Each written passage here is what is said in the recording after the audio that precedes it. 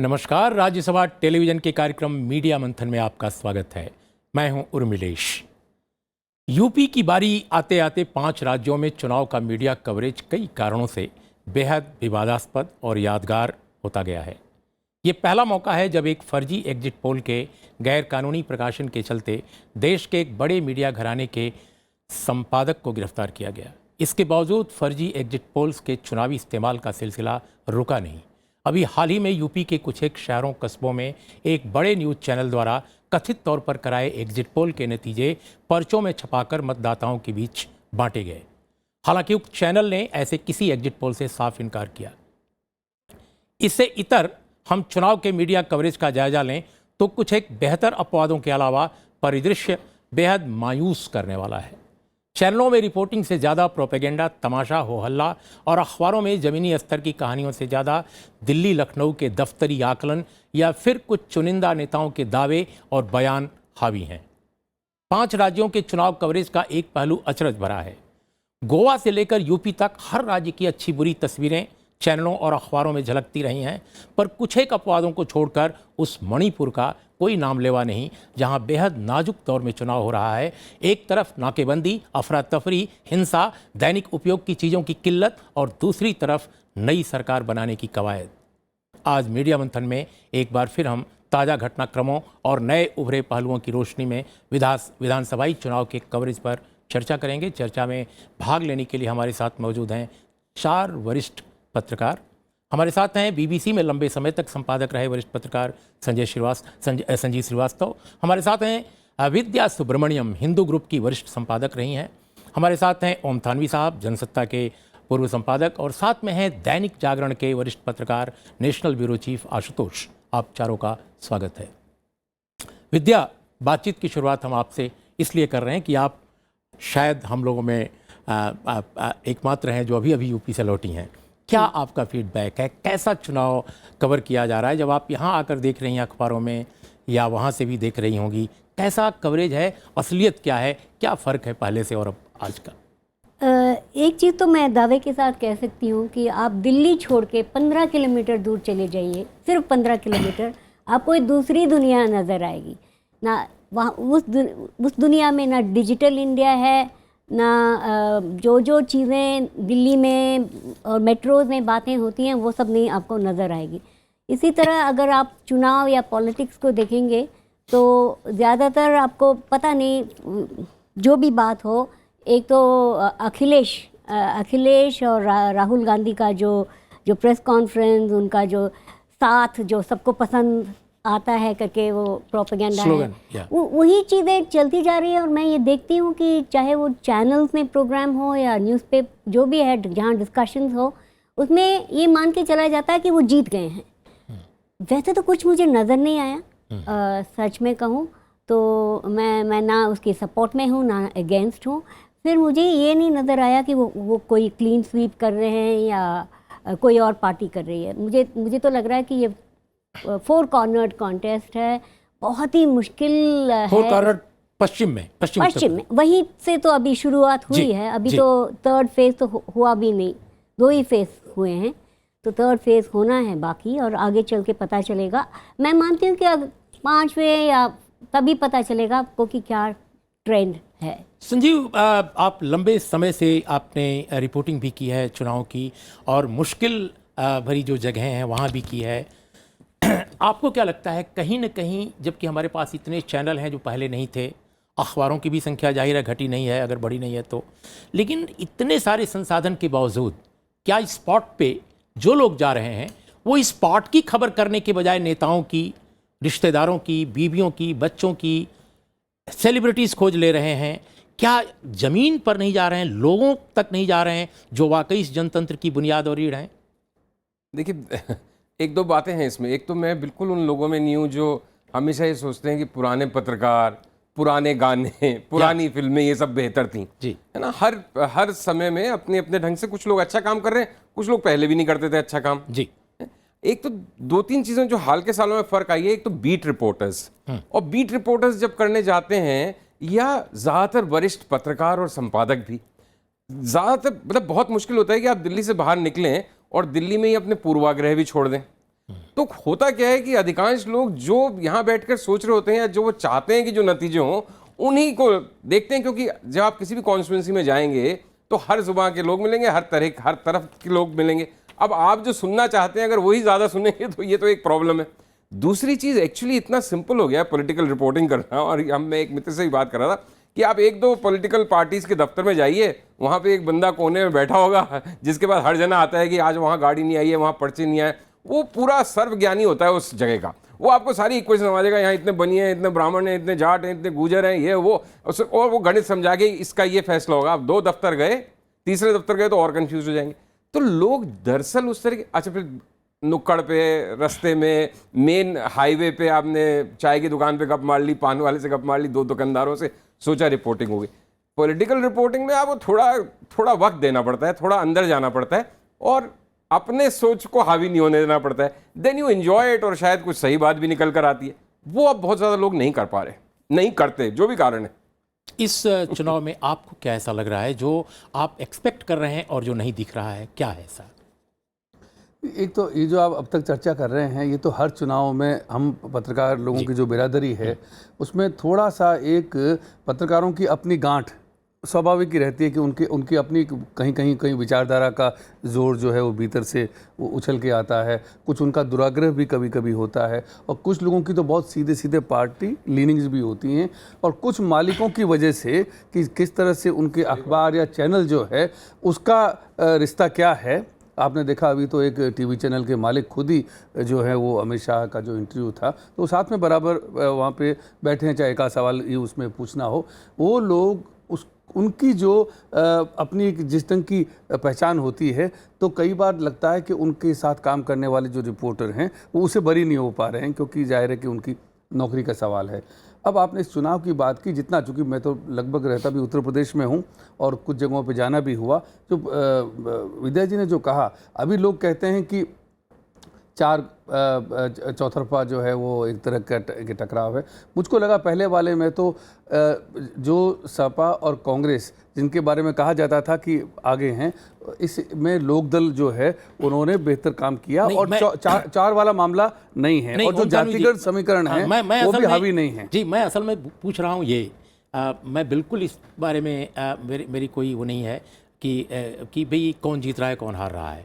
जो जीतेगा जो हारेगा वो जनतंत्र का ही प्रक्रिया के तहत होगा। सवाल इस बात का है कि जो हमारी रिपोर्टिंग है, जो हम जर्नलिज्म कर रहे हैं, इतने सारे संसाधनों के बावजूद, इतनी सारी हमारी क्षमता है मीडिया की, वो जैसे 2007 में हमने देखा, हमें अच्छी तरह याद है कि जो स्पॉट रिपोर्टिंग थी, गांव में, कस्बों में, शहरों में, इंटीरियर में जाकर लोगों की बातों को सुनना, तरह तरह के लोगों से मिलना, क्रॉस सेक्शन, और यही कारण था कि उस समय कोई ज़्यादा नहीं लिखता था 2007 के चुनाव में कि भाई कौन जीत रहा है कौन हार रहा है। लेकिन विद्या सुब्रमण्यम यहाँ आज बैठी हैं, मैं इनके मुंह पे कहना चाहता हूँ कि इन्होंने बाकायदे हिंदू में दर्ज किया अपनी तमाम स्पॉट रिपोर्टिंग के बाद कि बीएसपी सरकार बना सकती है, और उसको इतनी नहीं किया। हाँ, एक दो लोगों ने, ज्यादातर लोग तो मिस कर गए थे। एग्जैक्टली, मैं वही कह रहा हूँ कि बाकायदे इन्होंने इसलिए नहीं किया कि इनकी बीएसपी से कोई एसोसिएशन थी, कोई श्रद्धा थी, नथिंग थी, इसलिए कि इन्होंने स्पॉट पे काफी काम किया। और उसके आधार मैं आ रहा हूँ सवाल पहले तो मैं ये कह रहा हूँ कि क्या स्पॉट रिपोर्टिंग मिसिंग है इस बार, कि लोग कंफ्यूज हैं, कुछ समझ में नहीं आ रहा है लोगों को, आखिर कहाँ कौन जा रहा है, कैसे जा रहा है, जो इक्वेशंस हैं वो कैसे बन रहे हैं, स्पॉट रिपोर्टिंग कहाँ है? नहीं, मैं वही बात कह रहा था जो मैंने आपको कहा कि जो मुझे मोटे तौर पे क्या लगा, ठीक है, उसमें मेरा अपना भी नज़रिया उसमें हो सकता है, लेकिन जो चीज़ें सामने आई उसमें सब इस तरह से कहीं पे लगा, किसी ने कहा कि बसपा सबसे आगे है, किसी ने कहा कि चौतरफा मामला है, कहीं पे जो ये इस चीज़ों से जो पाठक या दर्शक है वो तो बिल्कुल कंफ्यूज हो जाता है। मैंने अपनी समझ से बताया कि बसपा अगर आगे रहे तो मुझे निजी तौर पे अच्छा लगेगा कि दलित लोग जो हैं वो अगर आगे आएँ, लेकिन इस चुनाव में कम से कम लोकदल का पलड़ा था, लेकिन किसी ने भी जो है इसकी व्याख्या की हो ऐसा मुझे नहीं लगा। इसके कारण क्या है, स्पॉट पे जाना नहीं है, लोगों के आग्रह और दुराग्रह ज़्यादा हावी रहते हैं, ये ऐसा लगता है। आप कुछ कह रही थी? मैं कुछ कह रही थी, वो ये है कि 2007 की बात अगर आप ले तो वो जो हुआ वो ये इसलिए हुआ कि किसी ने मायावती की जो रैलीज है उसको कवर ही नहीं किया। उसके सब लोग राहुल गांधी के पीछे भाग रहे थे, ना किसी ने उसका देखा ही नहीं। तो अब अगर किसी पार्टी को आप कवर नहीं करोगे, आप उसके रैलीज में नहीं जाओगे, आप भीड़ को नहीं देखोगे, आप लोगों से बात नहीं करोगे, तो कैसे नतीजा मैं आपको बताऊं। अच्छा, एक और चीज़ बताना चाहती हूँ। एक नया ट्रेंड, पता नहीं आपने नोटिस किया है कि नहीं, एक नया ट्रेंड शुरू हुआ है। वो ये है कि रिपोर्टर्स जो हैं, जो जाते हैं, अच्छे रिपोर्टर्स, वो आजकल अपना जो देख रहे हैं उसका छोटा छोटा वीडियो बना के ट्वीट कर देते हैं। इससे क्या होता है कि मालिक जो भी कहे, मालिक को पसंद करे या ना करें, आपने अपना चला दिया। तो एक ये नया ट्रेंड है। और दूसरी तरफ आप देखें तो न्यूज़पेपर खोल के देखें तो कहीं स्टोरीज के लिए जगह ही नहीं है। तो ये जो बेचारा रिपोर्टर जो है वो क्या करेगा, इसलिए वो वीडियो लगा देता है। लेकिन संजीव, मैं आशुतोष में आ रहा हूँ आपके पास, लेकिन संजीव मैं ये कह रहा हूँ कि जैसे बहुत सारे जर्नलिस्टों को, बहुत सारे रिपोर्टर्स को रिपोर्ट करते हुए हम देख रहे हैं, और वो किसी शहर में खड़े हो जाते हैं, मुरादाबाद में खड़े हो जाते हैं, सहारनपुर में खड़े हो जाते हैं, गोलगप्पा खाती हुई भीड़ है और गुब्बारे उड़ाते हुए बच्चे हैं, और अच्छी अच्छी साड़ियाँ खरीदती हुई औरतें निकल रही हैं, और उनसे पूछ रहे हैं, बहन जी आप किस वोट दे रहे हैं, भाई साहब आपका क्या विचार है, अखिलेश का चलेगा कि अमित शाह जी का चलेगा, कमल का चलेगा कि उनका चलेगा। लेकिन वहाँ मायावती जी को उनके बारे में कोई पूछने वाला नहीं। आज भी 2007 की बात कर रही हैं, अभी 2017 में भी मायावती को अगर देखा जाए तो सबसे इग्नोर्ड, सबसे अंडरमाइंड। और अभी मैं देख रहा था एक बड़े चैनल पर अंग्रेजी के पत्रकार जो है, जो सीनियर जर्नलिस्ट है, वो तमाम पार्टियों के लोगों के समर्थकों से पूछ रहा है, अंत में चलते हुए कहता है, भाई यहाँ कोई हाथी वाला है क्या? कैसे कहेंगे? देखिए थोड़ा बहुत तो है ही उसमें। मायावती जी की गलती है कि पत्रकारों की गलती है? वो भी कौन से पत्रकारों को गांठ डालती हैं, ना कभी मिलती हैं, ना प्रेस कॉन्फ्रेंस करती हैं, ना कभी इंटरव्यू देती हैं। तो अब आगे बढ़ के पत्रकार का तो फिर भी फर्ज बनता है कि उनकी रैलीज देखे, लेकिन भाई वो नहीं भी पूछती हैं, उनका काम है, लेकिन हमारा काम तो रिपोर्ट करना है। थोड़ा स्वाभाविक है कि आप जिसके ज्यादा संपर्क में रहते हैं उसको ज्यादा रिपोर्ट करते हैं, उन लोगों से जहां पे एक्सेस है आपका पत्रकारिता के लिए भी आप। बट हैविंग सेड दैट, ऐसा भी नहीं है कि जब 2007 के बाद वो 2012 में हार भी गई, 2014 में साफ भी हो गई बिल्कुल। 3 कॉन्जिक्यूटिव इलेक्शंस मायावती जी हार चुकी हैं, 2009, 2012 और 2014। तो इस बार जो होगा वो होगा। लेकिन आशुतोष, लेकिन मैं एक चीज समझना आपसे चाहता हूं, उत्तर प्रदेश के ही नहीं बल्कि देश के सबसे बड़े हिंदी अखबारों में से एक के आप नेशनल ब्यूरो चीफ हैं। क्या आपको भी लगता है कि उत्तर प्रदेश को कवर करते समय मायावती जी पर सबसे कम निगाह रहती है पत्रकारों की, खासकर हिंदी के? उर्मिलेश जी, मुझे लगता है कि जाहिर तौर पर इस बार बसपा को आंका जा रहा था कि वो शायद थर्ड प्लेयर के रूप में होगी, लेकिन जो फर्स्ट फेज का इलेक्शन हुआ उसके बाद ये भावना रही हो बसपा को लेकर, ये ऐसा मुझे नहीं लगता। दूसरी बात जो आपने शुरुआत की थी और संजीव जी ने भी कही, फिर ओम थानवी साहब ने भी कही, कि कवरेज कैसा हो रहा है। ये सच है कि यहाँ से जो भी जाता है वो माइंडसेट होता है कि नेशनल माइंडसेट से आ रहा है, और वो ग्राउंड को शायद रीड करने में चूक करता है। लेकिन ये बात भी है जो कि आपने चूँकि कंपेयर किया, और ये लगातार 2007 से पहले से ही बल्कि क्षरण हो रहा है इस चीज़ पर कि कवर हम आखिर करते क्या हैं। ठीक है कि पॉलिटिक्स में जाति पाति जो है वो बहुत अहम है। नहीं, पत्रकारिता में नहीं है क्या? पत्रकारिता में भी है, लेकिन चूंकि हाल के दिनों में अभी सुप्रीम कोर्ट से भी एक वर्डिक्ट आया था कि जाति पाति को लेकर के कैसे क्या होना चाहिए, संयम बरतना चाहिए, ये सारी चीज़ें हैं। लेकिन फिर भी देखिए, हम लोग जब ग्राउंड पे जाते हैं तो सोचते हैं कि अगर हम बुंदेलखंड, अगर यूपी की बात करें हम, तो बुंदेलखंड अगर जा रहे हैं तब तो हम उस इश्यूज़ की बात करेंगे जो कोर इश्यूज़ हैं, जो वहाँ प्रभावित करते हैं लोगों को। हम सहारनपुर जाएंगे और यहाँ जाएंगे तो बाकी सारी चीज़ों को भूल जाएंगे, केवल इस पे आ जाएंगे कि कम्युनल टेंशन कितना होता है। जी, ईस्टर्न यूपी में जाएंगे तो फिर थोड़ी सी हम बात करेंगे कि विकास से लेकिन पत्रकारिता में जात पात नहीं है, अपेक्षाकृत अलग विषय है, अलग विषय है विद्या। लेकिन एक चीज़ हम और समझना चाहते हैं आपसे, क्योंकि आप हिंदू से जुड़ी हैं। जिस दिन वहाँ पे उत्तर प्रदेश में दूसरे चरण का मतदान हो रहा था, बहुत महत्वपूर्ण मतदान था, उत्तराखंड में भी मतदान चल रहा था, उसी दिन अंग्रेजी के जितने भारत के चैनल हैं सब तमिलनाडु की एक घटना को आउट ऑफ प्रोपोर्शन, मैं ये नहीं कह रहा हूँ कि वो घटना रिपोर्ट के लायक, बहुत महत्वपूर्ण घटना है और शायद तमिलनाडु के दक्षिणी इलाके में जो इतने महीनों इतने सालों से जो सुखाड़ है, जो सूखा ड्राउट है, वो भी बहुत महत्वपूर्ण है, जो मीडिया में कहीं नहीं दिखता। जल्लीकट्टू दिखता है, शशिकला दिखती हैं, लेकिन सुखाड़ नहीं दिखता है वहाँ का। अकाल की स्थिति पैदा हो रही है धीरे धीरे। तो मैं ये समझना चाहता हूँ कि आखिर सुबह 7 बजे से रात के 12 बजे तक सिर्फ तमिलनाडु, सिर्फ शशिकला दिखाने का क्या औचित्य था, पहली बात। दूसरी बात, क्या उत्तराखंड का चुनाव, उत्तर प्रदेश का दूसरा चरण अंग्रेजी अखबारों के लिए गैर महत्वपूर्ण हो गया था उस दिन? उसका तो बहुत ही ऑब्वियस रीज़न है, ये है कि बहुत मसाला था ना, ये जो भी हुआ था तमिलनाडु में। आपको कहाँ पे मिलेगा कि एक लेडी जो है, जो जयललिता के साथ थी, और वो अचानक से कह रही कि मैं चीफ मिनिस्टर बन रही हूँ, फिर वो कन्विक्ट हो जाती है, फिर वो ड्रामेटिकली वो उनके उसमें जाती है, ग्रेव में जाके वो करती है कि मैं स्वेयर करती है कि मैं फिर से आऊँगी। तो ये सब बहुत ज़्यादा ड्रामा है ना इसमें। बहुत संक्षेप में इस पर एक टिप्पणी। मुझे भी थोड़ा उस दिन लगा था कि यूपी का, लेकिन बात यही है, मैं विद्या से सहमत हूँ। देखिए, तमाशे की बात नहीं है। हाँ। महत्व भी देखिए, यूपी के द्वितीय चरण का चुनाव और उत्तराखंड का विधानसभा चुनाव, जिसके नतीजे 11 तारीख को आएंगे, उस दिन तो मतदान ही हुआ, वो तमिलनाडु में इतना नाटकीय सत्ता परिवर्तन हो रहा है, उससे ज्यादा महत्वपूर्ण मेरे ख्याल से संपादकीय भी सही। सभी बड़े चैनल अंग्रेजी के सिर्फ वही दिखा रहे थे। एक लाइन में, 2 लाइन में क्या कहेंगे? देखिए, अंग्रेजी चैनल तो जो है वो फिर भी थोड़ा तमिलनाडु की या दक्षिण की खबर देते हैं। हिंदी टेलीविज़न चैनलों को तो मैंने पहली दफ़ा ही देखा, लेकिन जो विद्या जी ने कहा कि उसके पीछे जैसे खलनायक की तरह कोई नेता आया है सामने, नायक बनने को आतुर, और जो घटनाक्रम था वो एक सनसनी पैदा करता था, और सनसनी में दिलचस्पी हमारे सारे चैनलों की हमेशा रहती है। सनसनी। मैं एक और सवाल ओम थानवी साहब, मैं चर्चा करना चाहता हूँ। मैं समझता हूँ कि आप सभी लोग इससे वाकिफ़ हैं। जागरण ग्रुप, आशुतोष जिस ग्रुप को रिप्रेजेंट कर रहे हैं यहाँ, उसकी अंग्रेजी वेबसाइट पर अचानक एग्जिट पोल आता है। कुछ समय बाद जब दवायर उसको सामने लाता है, खुलासा उसका करता है, वो विड्रॉ हो जाता है।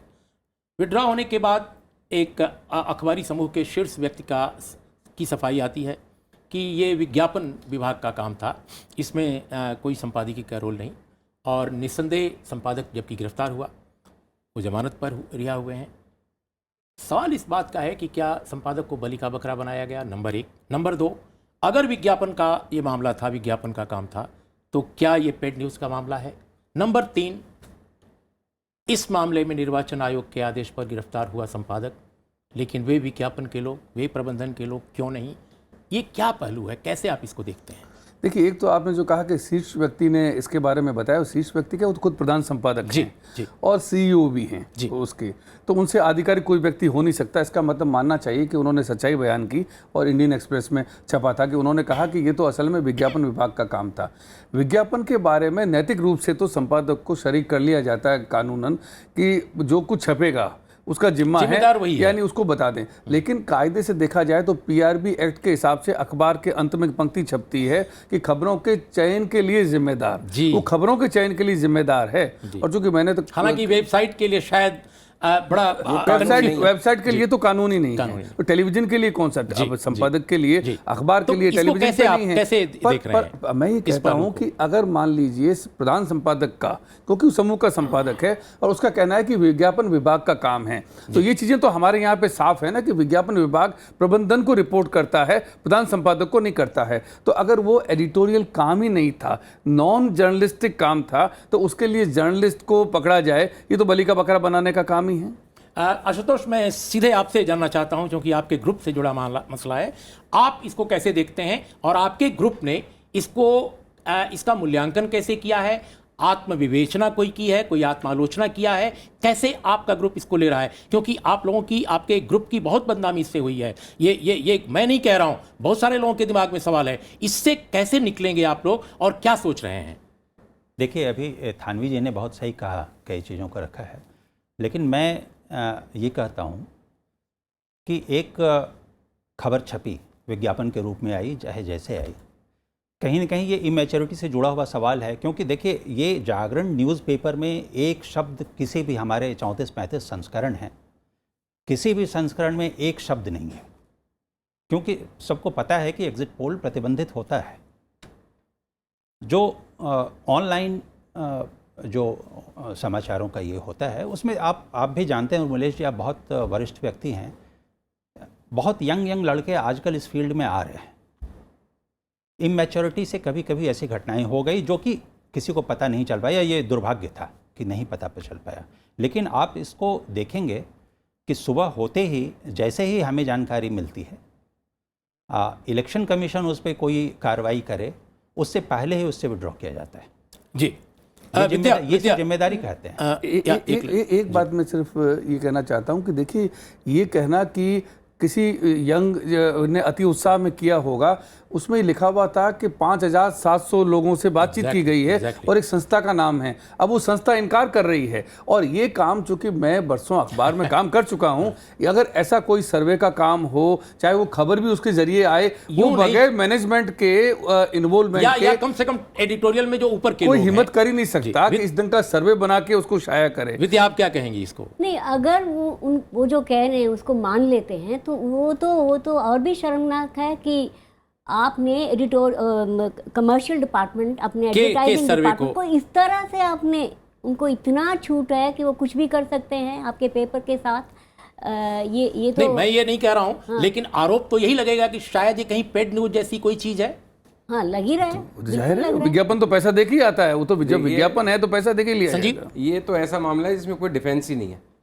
और ये तो मैं तो आशुतोष बैठे उनसे बहुत सम्मान करता हूं मैं, और ये तो पत्रकार है हमारे जैसे, इनकी कोई गलती नहीं है। बट हकीकत की बात ये है कि अगर आपने विज्ञापन छाप लिया और कह दिया कि विज्ञापन है, वेबसाइट पर लगा दिया, अखबार में नहीं लगाया, लेकिन बात तो आपकी तरफ फैल गई कि जागरण ने छापा है। नहीं, वेबसाइट पर न्यूज के फॉर्म में लगाया, न्यूज के फॉर्म पे लगाया। और बात तो क्या था, मतलब क्या था कि ये प्रचार हो कि बीजेपी को 61 सीटें मिल रही हैं। अगर मिल रही हो नहीं मिल रही हो, लेकिन ये कानूनन रोक है इस पे। और कोई चाहे लड़का चाहे संपादक कैसे लगा सकता है विज्ञापन? उनके हवाले से व्हाट्सएप वगैरह पे इसका प्रचार भी हो गया। एक चीज मैं बताना चाहूंगी, इसका इम्पैक्ट मैंने खुद ही देखा जी। जहां मैं गई, लोगों ने कहा कि जागरण ने ऐसा कहा, लोगों ने कहा कि बीजेपी आगे है। क्यों आगे है? क्योंकि जागरण ने कहा।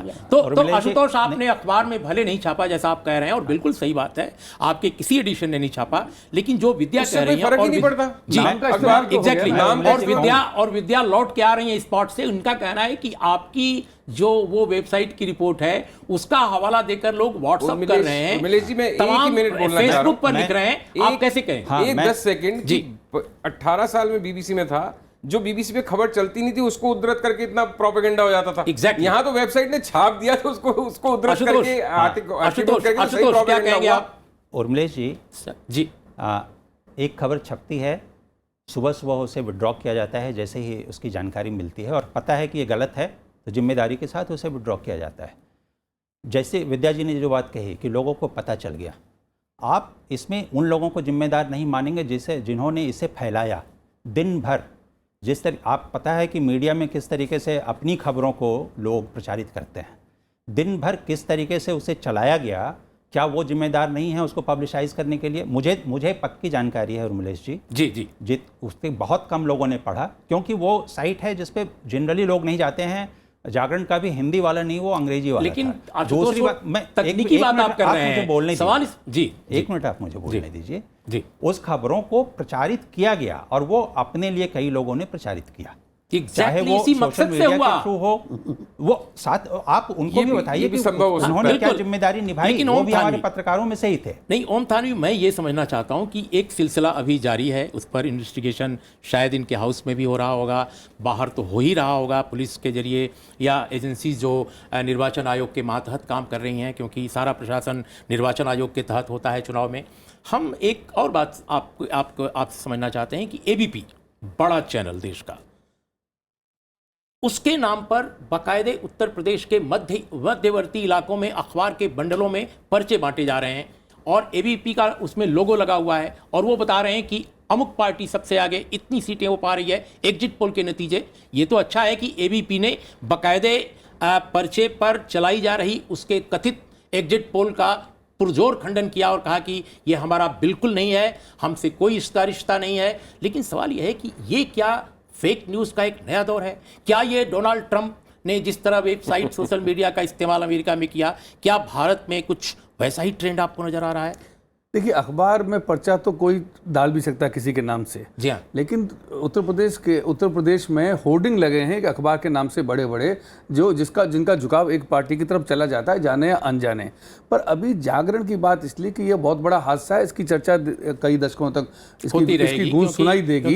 प्रधानमंत्री ने खुद कहा ना, 2 एग्जिट पोल बताता है कि दोनों फेज के बाद हम लोग आगे हैं, बहुत आगे। उसमें पता नहीं उन्होंने एग्जिट पोल का नाम लिया या सर्वे का, नहीं, पर ये जो है इसके हवाले से जागरण के, ये तो सब जगह चर्चा होने लगी कि जब हवा चल रही है ये खबर, क्योंकि जागरण बड़ा नाम है।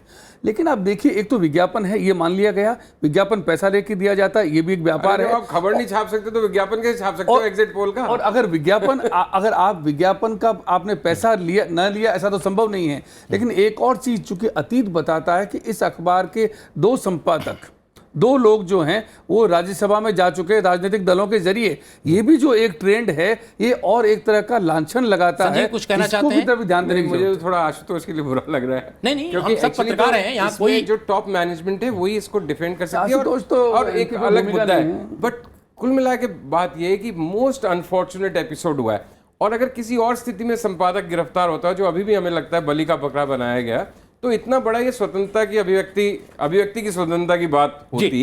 बट अब इस मुद्दे पे जब कोर्ट ने बैन कर दिया, तो ये तो it's definitely dirty tricks department. हमारा समय समापन है, और हम बस ये कहना चाहेंगे, आज आप लोगों ने बहुत ही खुलकर, बहुत ही साफ दिल से और बहुत ठोस मुद्दों को आप लोगों ने इस चर्चा में सामने लाया है। और सच पूछिए तो इन सारे घटनाक्रमों के दौरान जो चीज़ें सामने आई हैं चुनाव रिपोर्टिंग में, पत्रकारिता की विश्वसनीयता पर ज़रूर सवाल खड़े हो रहे हैं, आम लोग सवाल कर रहे हैं, और ये सवाल पहले इस कदर नहीं होते थे। सवाल इस बात का है कि हम चौथा खंभा हैं लोकतंत्र का, या लोकतंत्र में कहीं न कहीं हेराफेरी करने में हम एक उपकरण की तरह इस्तेमाल किए जा रहे हैं। एक बड़ा सवाल यह है कि जो अपने को चौथा खंभा कह रहे थे, क्या हम लोकतंत्र की हेराफेरी में शामिल हैं? क्या उस हेराफेरी में कहीं कोई हमारा इस्तेमाल किया जा रहा है? तो ये फेक न्यूज़ का ये दौर जो है, मुझे लगता है अंतर्राष्ट्रीय स्तर पर चर्चा का विषय है। भारत में भी एक खतरा जरूर मंडरा रहा है मीडिया पर। इसको मीडिया के संचालक, मीडिया के लोग जो अंदर काम करने वाले पत्रकार हैं, सबको जरूर गहराई से सोचना पड़ेगा। नमस्कार, देखते रहिए राज्यसभा टेलीविज़न।